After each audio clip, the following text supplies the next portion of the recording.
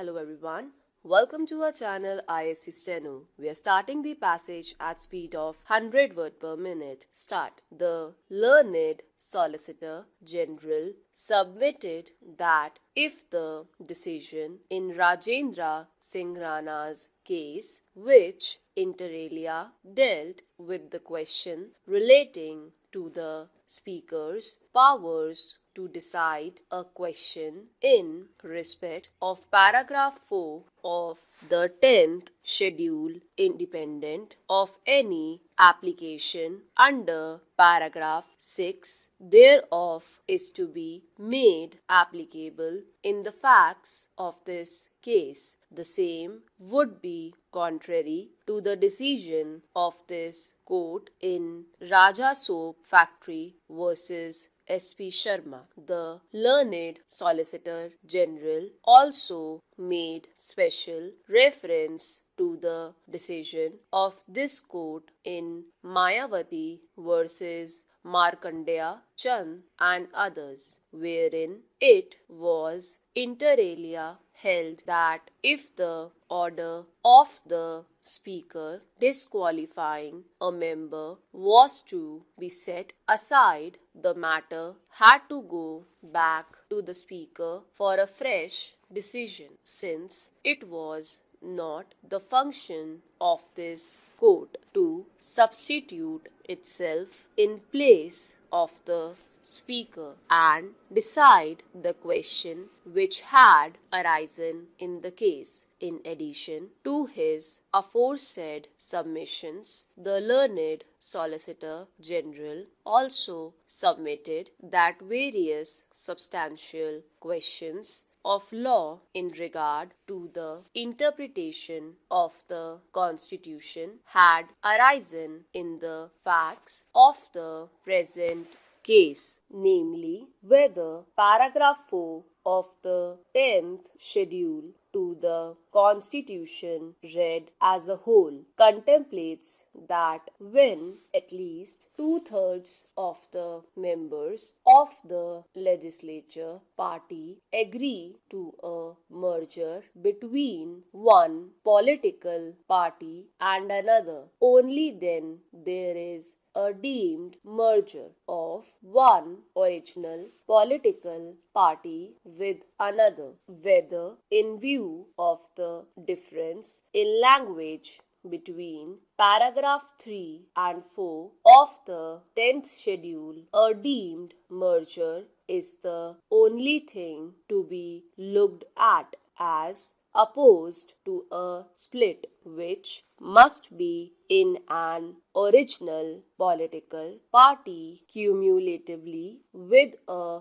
group consisting of not less than 1/3 of the members of the legislature party, whether post-merger those who do not accept the merger are subject to the anti-defection law prescribed in the 10th schedule, whether there is a conflict between the 5-judge benches in Rajendra Singh Rana versus Swami Prasad Maurya as against Supreme Court Advocate on Record Association case SCC 409. What is the status of an unattached member in either House of Parliament or in the state legislature, whether in view of Article 212, Speaker is subject to the jurisdiction of court as such. According to the learned Solicitor General, the aforesaid questions, which involved interpretation of the Constitution, were required to be decided by a bench of not less than 5 judges in view of the constitutional mandate in Article 145 of the Constitution. Before a final decision was taken in these appeals, appearing for Shri Kuldeep Bishnoi, the respondent number 1 in the appeals preferred by the Speaker, Haryana Vidhan Sabha,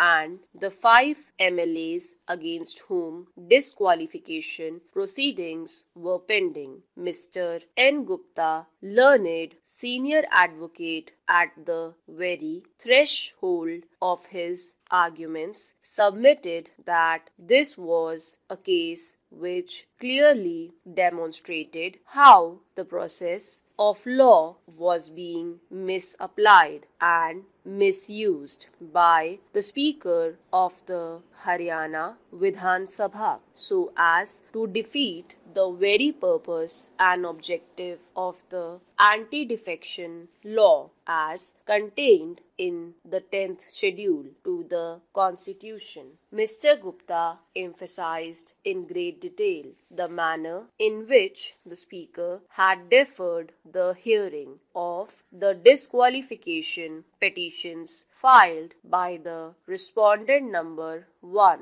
against the 5 MLAs on one pretext or the other, despite the fact that the applications for disqualification under paragraph 4 of the 10th schedule to the Constitution had been made as far back as on 9th December 2009. Mr. Gupta submitted that till today the said disqualification applications are pending decision before the Speaker, and since such delay in the disqualification proceedings was against the very grain and object of the 10th schedule to the Constitution, the division bench of the High Court had no other option but to pass appropriate orders by invoking jurisdiction under Order 41,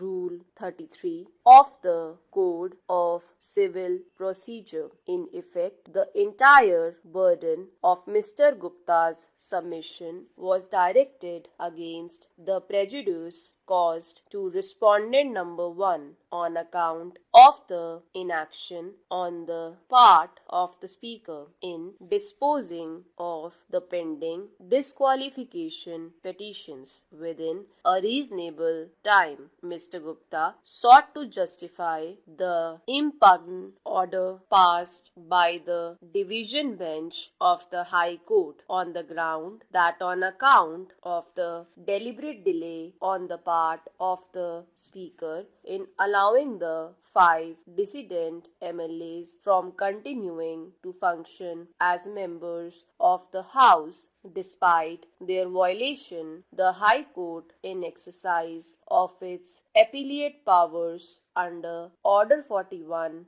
gave interim direction so as to ensure that the petitioner before the Speaker was non-suited on account. Hence, the Speaker not to delay the disqualification of the said 5 MLAs. Stop.